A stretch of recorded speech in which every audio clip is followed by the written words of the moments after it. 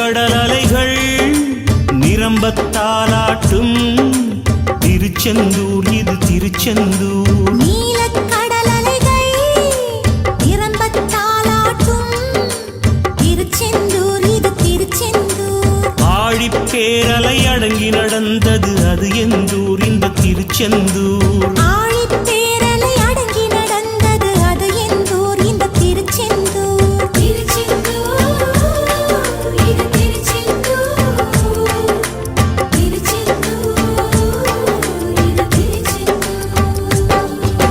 நீலக்கடல் அலைகள் நிரம்பத்தாலாட்டும் திருச்செந்தூர் இது திருச்செந்தூர்.